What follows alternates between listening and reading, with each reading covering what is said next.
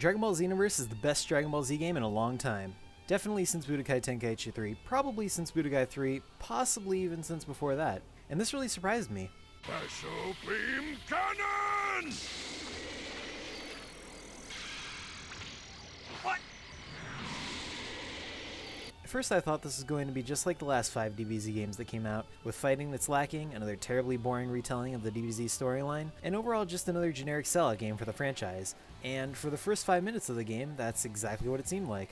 They start you off in the middle of the famous fight of Goku versus Frieza, and I really hadn't gotten a feel for the controls yet, so my first reaction was, oh boy, here we go again. That combination might have worked well for the first few games in the series, back when it was still a novelty, but now that novelty is worn off. Now they have to compete with games like Naruto Ultimate Ninja Storm that have amazingly refined battle mechanics and animation that's even better than the show they originated from sometimes. But after those first 5 minutes, Xenoverse begins to stand out on its own. Not only do we finally get an original story for once, which was a breath of fresh air even though it did have much of the regular story still intact, but we get some dramatically altered and I'd say enhanced battle mechanics. Xenoverse has a smaller learning curve than Tenkaichi and Burst Limit, but it's still complex enough so that it can be very challenging to master, and I think that's what you need in a game like this. It makes it enjoyable for anyone, I think, or at least anyone who's watched some of the anime at one point or another. Dragon Ball Xenoverse takes the best elements from the previous games, mashes them together, and gets rid of a lot of the bad stuff. Here's a list of just some of the good things they kept or improved on. Both light attacks and heavy attacks can be mixed to pull off some neat combos. The ability to fly freely. Everyone has a huge variety of moves, especially characters like Goku and Vegeta who get a different moveset based on their several different costumes. And each move works differently, even adding in some new types of moves that are super fun to use, such as Birder's Blue Hurricane. Blue Hurricane! They kept the over-the-shoulder view. The traditional side-by-side view may be preferred by many of the hardcore fans of the series, since it can be a lot better for tourneys and such, but I think the over-the-shoulder view is more fun, personally. Sort of like how I prefer items on in Smash, because I'm a filthy casual. The ability to create your own custom original character Do Not Steal, taken from Ultimate Tenkaichi as well as the Korean exclusive Dragon Ball Online. This is kinda silly and dumb, but it's still awesome, and it's wonderful seeing your original character interact with the main cast in the story mode. Custom soundtracks. Kakarot, are you going to kill your only brother? Horrible, heartless guy like you? No DBZ since the original Budokai has even come close in terms of music quality, and apparently that's due to a copyright controversy having to do with the music from that game sounding too similar to famous songs like Black Sabbath's Iron Man. I am Iron Man. But how do you make up for that? Let us play our own music while we're playing the game. Thank you, PS4. A large list of characters, but not too long. I would be amazed if Xenoverse had the variety of gameplay that it does, but still had the amazing list of characters from Tenkaichi 3. The problem is, whenever they try to include that many characters, the gameplay suffers, and because of that, everyone ends up playing the same way. In actual story mode, Budokai had and still has the best presentation as far as the story goes in a DBZ game, but Xenoverse comes close. The only other game that even tried that as far as I can remember is Burst Limit, which just had a very few select amount of cutscenes, which, to be fair, were awesome, but there were far too few of them.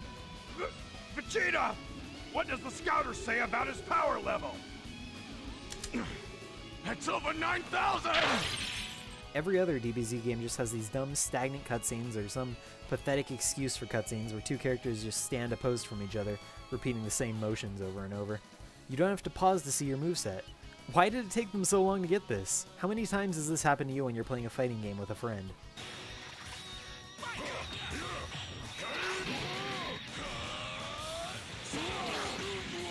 Oh wait, hold on man, I gotta check my moves.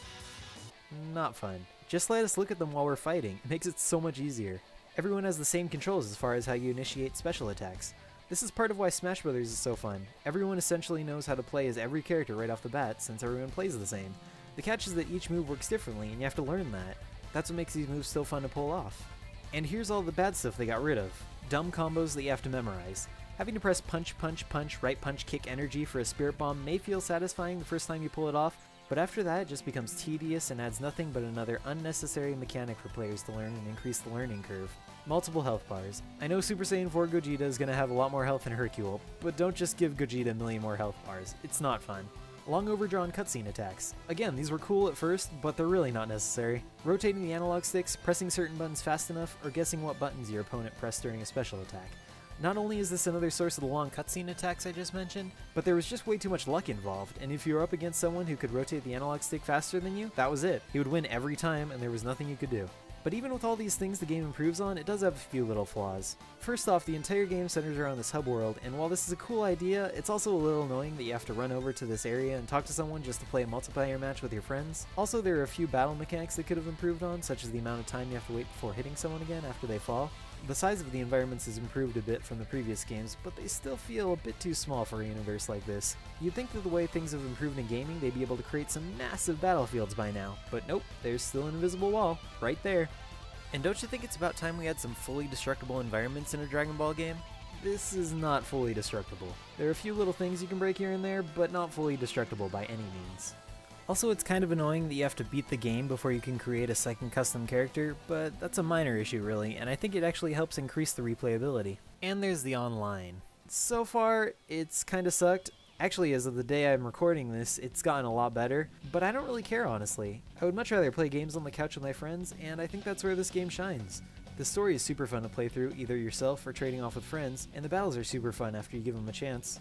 And if the new story and cutscenes were enough to invest you in the single player campaign, there's also the way you unlock new costumes and characters. Normally in DBZ games, the only incentive to play through story mode is to unlock all the characters, but in Xenoverse you unlock costumes and you get to play as your original character through the new story, and that also gives you incentive to play through the side missions, or parallel quests as they call them too, since you can choose who you want to play as in them, unlike the main story mode where you have to play as your original character. Overall, I'd say Xenoverse is a fantastic game, possibly the best in the franchise, and so you definitely need to go check this one out. Dragon Ball Xenoverse is out now for PS3, PS4, Xbox 360, Xbox One, and PC, so go check it out.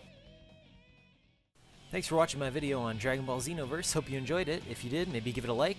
If you want to see more videos like it, then subscribe. That would totally help me out.